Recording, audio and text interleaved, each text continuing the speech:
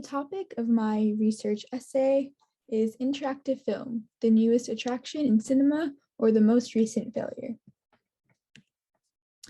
So the research focus that I have in my paper is to study the success or lack thereof of interactive films, because I want to find out what factors of the interactive film contribute to audience reception in order to help my reader gain insight into many of the factors that make interactive films unique.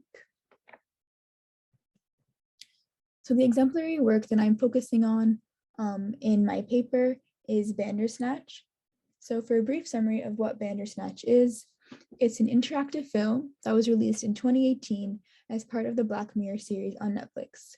In the film, Stephen Butler, who is the protagonist, is attempting to adapt a choose-your-own-adventure story called Bandersnatch into an interactive video game.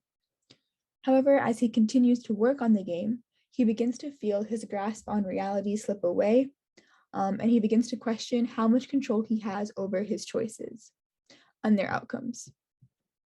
Throughout the film, the audience is presented with various choices to make on behalf of the main character, which thus classifies the film as being one of the first adult choose-your-own-adventure interactive films created by Netflix. So here we have a screenshot that was taken from Bandersnatch that I'm going to be analyzing. So in this picture, we see that the main character, Stefan, is being asked a question. Essentially, he's being asked whether he wants to accept or refuse a game maker position at a company where he would then be allowed to create the Bandersnatch interactive video game.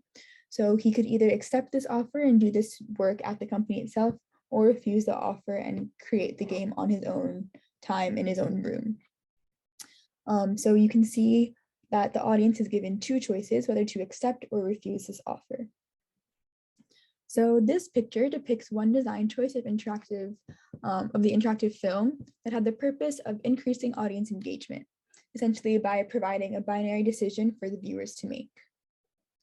So some choices presented in this film actually don't pose significant consequences on the remaining sequence of events, such as when in the beginning of the film, readers are asked whether what type of cereal Stefan should eat in the morning, while other decisions actually have more of an influential role on the remainder of the decisions being made or events that happen in the film, such as this one, which is to accept the position at the gaming company or to not accept the position at the company.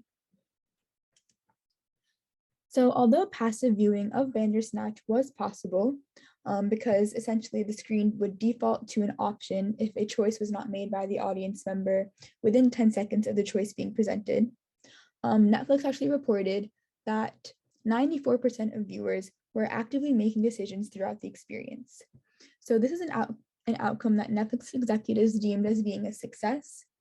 This provided evidence that the audience engagement was quite high from this interactive film. However, on the opposite end, there were over 1 trillion different permutations that one could choose to go through the film to reach an ending. However, the film only consisted of 5 main endings.